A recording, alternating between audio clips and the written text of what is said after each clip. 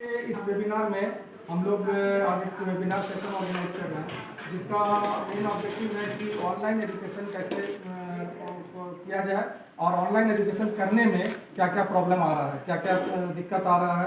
बहुत सारे स्कूल जो है आज के डेट में ऑनलाइन एजुकेशन कर रहे हैं क्योंकि सभी स्कूलों को ये पता है कि ऑनलाइन एजुकेशन में क्योंकि कोरोना के टाइम में स्कूल खुलने वाला नहीं है और ये फर्स्ट अप्रैल जो हम लोग मार्च से जो कोरोना का जो बंदी हुआ था उसके बाद से लेकर के अभी जुलाई खत्म होने जा रहा है और आगे आगे जो अगस्त सितंबर अक्टूबर जो भी अब लग रहा है कि जिस हिसाब से कोरोना का डेथ रेट बढ़ रहा है लगभग 40-50 हज़ार पर डे का डेथ रेट कोरोना का जो अफेक्टेड रेट है तो इतना लोगों को कोरोना फैल रहा है। तो हम लोग ये उम्मीद कर रहे हैं कि 2020-21 का सेशन में शायद स्कूल खुल पाए।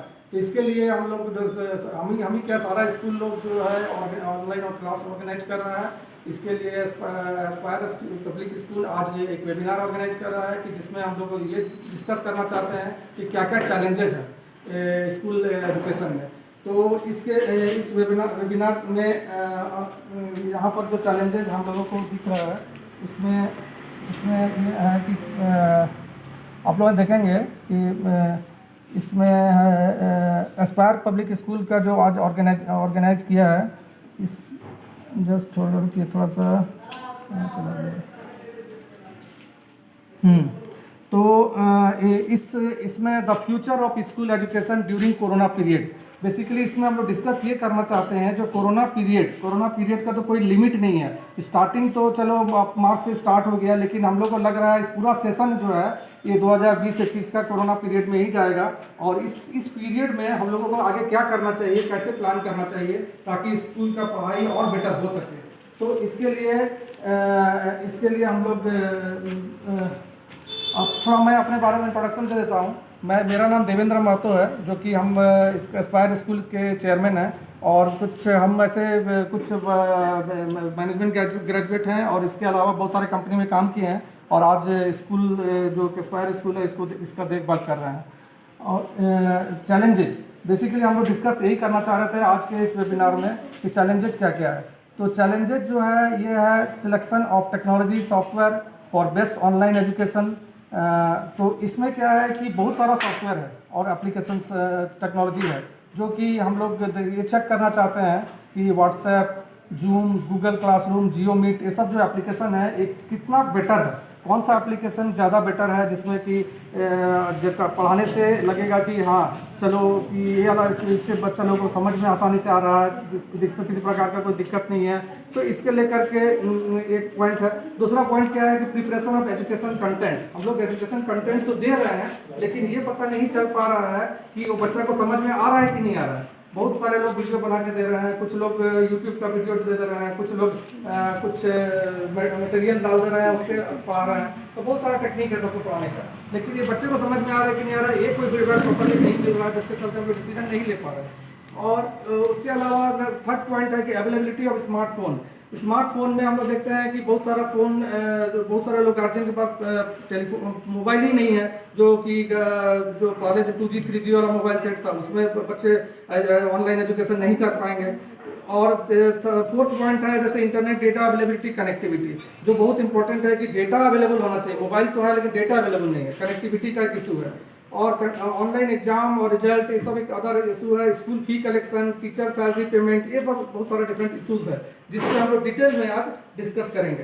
तो डिटेल में डिस्कशन करेंगे। तो इसमें सबसे पहला पॉइंट है कि जो एप्लीकेशन और सॉफ्टवेयर जिस पे हम लोगों को चलना है उसको डिसाइड करने के लिए ये देखना पड़ेगा कि जो व्हाट्सएप है, जूम है, गूगल क्लासरूम है, जियो मीट है, ये सब में कौन सा बेटर होगा जिससे कि बच्चे को और पेरेंट्स को दोनों का अवेलेबिलिटी चेक। मान लीजिए हमारे पास एक मोबाइल है और उस मोबाइल में अगर हम जूम में कर रहे हैं तो लाइव सेशन होना चाहिए। तो एक मोबाइल है तो बच्चा तो या पेरेंट्स मोबाइल लेके चले गए तो बच्चे के पास मोबाइल नहीं है तो कैसे काम करेंगे। तो इसको ध्यान में रखते हुए हम लोगों को देखना है कि कौन सा सॉफ्टवेयर ठीक होना चाहिए। और जैसे कि व्हाट्सएप जो हमारा स्कूल पहले जूम पे स्टार्ट किया था, अभी हम लोग कर रहे हैं कि व्हाट्सएप। तो व्हाट्सएप पे क्यों कर रहे हैं कि अगर आपके पास मोबाइल फोन अवेलेबल नहीं है अभी बच्चे के पास में तो बाद में भी उसका रिकॉर्डिंग आता है जो कि बच्चा बाद में देख सकता है। यूट्यूब भी एक ऑप्शन है जिसमें कि रिकॉर्डिंग करके आप डाल देंगे, बच्चा वहाँ पर देखेगा। तो डिफरेंट बहुत सारा ऑप्शंस है। और अगर ऑनलाइन करना है जिसमें कि टीचर्स अपना एक्सप्लेन कर पा रहे हैं बोर्ड में लगा करके, कुछ बोर्ड से दिखा करके कुछ एक्सप्लेन कर पा रहे हैं, तो ऑनलाइन के लिए वो गूगल क्लासरूम है, जूम है, ये सब। तो हम इसमें हम लोग डिसाइड किए हैं कि फेसबुक में एक क्वेश्चनर सेशन देंगे, जिसमें कि क्वेश्चनर रहेगा, जिसमें कि हर एक पेरेंट्स और स्कूल के जो एडमिनिस्ट्रेटिव है, जो एडमिनिस्ट्रेशन है, चाहे मैनेजमेंट या मान लीजिए कि जो पेरेंट्स है या स्टूडेंट्स है, ये लोग फीडबैक देंगे कि कौन सा एप्लीकेशन सही है जो कि बच्चों को अच्छा मतलब सही तरीका से नॉलेज बच्चे को जा रहा है, ताकि बच्चा उसको रिजल्ट दे सके। सेकंड पॉइंट है कि प्रिपरेशन ऑफ एजुकेशन कंटेंट। तो कंटेंट एक बहुत इंपॉर्टेंट चीज़ है, जिसमें कि जो हम पढ़ा रहे हैं बच्चा को समझ में आ रहा है वीडियो देख करके या पिक्चर देख करके या फोटो देख करके। तो हम लोग जो व्हाट्सएप में जो किए हैं, जो कि कॉस्ट इफेक्टिव है, जिसमें कि बहुत कम नेट भी लगता, डेटा लगता है और कॉस्ट इफेक्टिव है, तो उसके लिए हम लोग क्या किए हैं कि एक एजुकेशन जो कि टीचर्स को बोला गया है कि आप वॉइस को रिकॉर्ड कीजिए और उसको रिकॉर्डिंग करके बच्चे से क्वेश्चन आंसर करते रहिए, क्योंकि बच्चे को उसको टीचर्स को पता है कि हमारा कितना बच्चा ऑनलाइन है अभी।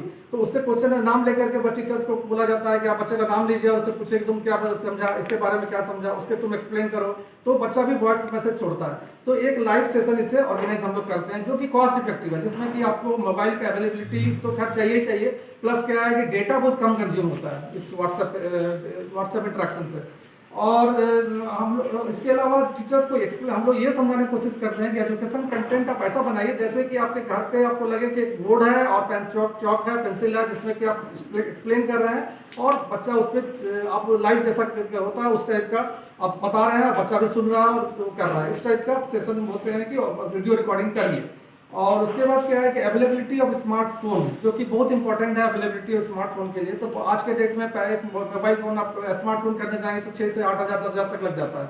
तो उसके अलावा तो कोई ऑप्शन नहीं है। तो पेरेंट्स को आप ये सोच लेना चाहिए दिमाग में कि इस पूरा साल हमको ऑनलाइन ही में ही पढ़ाई होगा, मेरे पास कोई चॉइस नहीं है कि हमको ऑनलाइन नहीं होगा। तो इसके लिए स्मार्टफोन की अवेलेबिलिटी बहुत जरूरी है। तो आप जाके बाजार में स्मार्टफोन खरीदें और उसके अलावा तो कोई ऑप्शन नहीं है। फोर्थ ऑप्शन है, फोर्थ पॉइंट है इंटरनेट डेटा अवेलेबिलिटी और कनेक्टिविटी। अभी क्या है कि हमारे इस एरिया में जैसे जियो का है, एयरटेल है, और जियो और एयरटेल है जो कि बहुत बढ़िया सर्विस देता है। तो डेटा कनेक्टिविटी प्रॉपर होना चाहिए और कम से कम 200-300 रुपये का जो आज के चार्ज लगता है मंथली, जो 1.5 GB या 2 GB का जो रेट है, वो कम से कम एक महीना में खर्चा करना होगा, ताकि जाकर के डेटा प्रॉपर रहे, मतलब कम से कम पर डे 1.5 GB 1 GB का डेटा अवेलेबल रहे, तभी बच्चा क्लास ऑनलाइन कर पाएगा। क्योंकि 8 बजे से लेकर 2 बजे तक उसको ऑनलाइन क्लास करना है, तो इसके लिए इतना डेटा मिनिमम मस्ट है, जो कि बच्चा को जरूरत है। और फिर उसके बाद क्या है कि नेक्स्ट पॉइंट है conducting online exam and result. जो ऑनलाइन एग्जाम का जो सिस्टम है, चूंकि कभी हुआ नहीं है, ऐसे नॉर्मली ऑनलाइन एग्जाम तो कंपटीशन के लिए होता था, जिस कंपटीशन एग्जाम में हम लोग क्या करते थे कि कोई सेट ऑफ क्वेश्चन रहता था, ऑब्जेक्टिव क्वेश्चन, जिस पर क्लिक करते थे और ऑनलाइन सबमिट करते थे। लेकिन अभी जो सिनेरियो आया है, इस सिनेरियो में बच्चा को ऑब्जेक्टिव और ऑनलाइन के लिए बकायदा एक सॉफ्टवेयर डेवलप बनाना पड़ेगा, जिसमें कि ऑनलाइन एग्जाम किया जा सकता है। तो इस सिचुएशन में हम लोग क्या कर सकते हैं? इस सिचुएशन पे हम लोग बेस्ट ये कर सकते हैं कि जो भी हम लोग क्वेश्चन देते हैं, बच्चा अपना आंसर करके और उसका स्कैन करके भेज देता है। तो वही एक चॉइस है जो कि कर सकते हैं स्कूल लेवल पे। ऐसे कॉलेज लेवल पे और हायर लेवल पे आप कर सकते हैं कि एक सॉफ्टवेयर बना करके ऑनलाइन ऑब्जेक्टिव क्वेश्चन करके उसको एक टाइम लिमिट का ड्यूरेशन फिक्स करके उसको एग्जाम कर सकते हैं। और इसके आंसर शीट और रिजल्ट हम लोग क्या किया, एक सॉफ्टवेयर डेवलप किए हैं, जिसमें क्या है कि हम लोग टीचर जो है ऑनलाइन घर पे बना करके मार्कशीट को एक्सेल में एंट्री कर देगा, जो कि हमारे यहाँ पर आ जाएगा, जो कि गूगल ड्राइव के थ्रू से ऑनलाइन लाइव कर सकता है। और उसमें क्या है कि वो करने के बाद उसमें वो क्या है कि ऑटोमेटिक ट्रिगर करेगा, जिसमें कि बटन क्लिक करेगा, जिसमें कि क्या है पेरेंट्स को वो चला जाएगा। तो पेरेंट्स के पास वो रिपोर्ट चला जाएगा कि बच्चा को कितना नंबर आया है, किस सब्जेक्ट में कितना क्या आया है, उसको व्हाट्सएप पर मैसेज चला जाएगा। तो एक तरीके से हम लोग रिजल्ट पब्लिश करने के लिए हम लोग एक इनोवेटिव खोजे हैं, जिसमें कि हम लोगों को ये कर सकते हैं। नेक्स्ट पॉइंट है स्कूल फी कलेक्शन, जो कि सारे स्कूल वाले को आज एक बहुत बड़ा चैलेंज है कि स्कूल फी कलेक्शन का, क्योंकि टीचर पेरेंट्स आ नहीं रहे हैं। और जो बड़ा बड़ा स्कूल है उन लोगों को तो बहुत ज़्यादा प्रॉब्लम होता नहीं है, लेकिन छोटा स्कूल जो चला रहे हैं उन लोगों का सब प्रॉब्लम ये होता है कि फ़ी कलेक्शन में जो कि फीस आ नहीं रहा है, तो फीस नहीं आ रहा है तो टीचर्स का पेमेंट सैलरी, जो नेक्स्ट पॉइंट हमारा ये भी है कि जब तक फीस नहीं आएगा तो स्कूल में, और जबकि गवर्नमेंट की तरफ से ऑर्डर ये आया है कि आप मंथली फी कलेक्ट कर सकते हैं, तो मंथली फी जब तक बच्चे का पेरेंट्स नहीं देंगे तो ये बहुत बड़ा चैलेंज हो रहा है कि स्कूल को चलाना। तो चूँकि बहुत अप्रैल से जो लेकर के जुलाई तक बहुत सारा स्कूल चला लिया है, लेकिन अब उन लोगों को ये लग रहा है कि आगे हम लोग फर्दर कैसे करेंगे अगर फी कलेक्शन नहीं होगा। तो ये बहुत बड़ा चैलेंज है जिसके लिए पेरेंट्स को रिक्वेस्ट किया जा रहा है कि आप लोग भाई आके कुछ फीस जमा कीजिए मंथली कम से कम, तो लेकिन ये हो नहीं पा रहा है। और एनीवे इसके लिए तो हर एक स्कूल अपना अपना कोशिश कर रहा है कैसे किया जाए कि फी कलेक्शन हो जाए। उसके बाद next point teacher salary payment, जो कि चूंकि कलेक्शन अप्रैल महीना से जुलाई तक 10% या 20% कलेक्शन हो रहा है, तो ये बहुत डिफिकल्ट है कि टीचर्स को पे करना। तो अब आगे क्या प्लान हो सकता है इसको लेकर के भी एक बहुत बड़ा चैलेंज है, जो कि हम लोग इसको फर्दर डिस्कशन हम चाहते हैं कि पेरेंट्स के साथ में रेगुलर किया जाए। जितना ज़्यादा कम्युनिकेशन होगा उतना ज़्यादा इफेक्टिव होगा और आउटकम बेस्ट आएगा। तो ये सब चैलेंजेस पे हम लोग डिस्कस कर रहे थे।